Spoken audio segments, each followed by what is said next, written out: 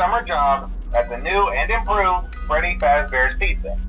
I'm here to talk you through some of the things you can expect to see during your first week here and to help you get started down this new and exciting career path. Now, I want you to forget anything you may have heard about the old location. Some people still have a somewhat negative impression of the company. That old restaurant was kind of left to rot for quite a while, but I want to reassure you, Fazbear Entertainment is committed to family fun and above all, safety. They've spent a small fortune on these new animatronics. Facial recognition, advanced mobility. They even let them walk around during the day. Isn't that neat? But most importantly, they're all tied into some kind of criminal database so they can detect a predator a mile away. Heck, we should be paying them to guard you. Now, that being said, no new system is without its kinks.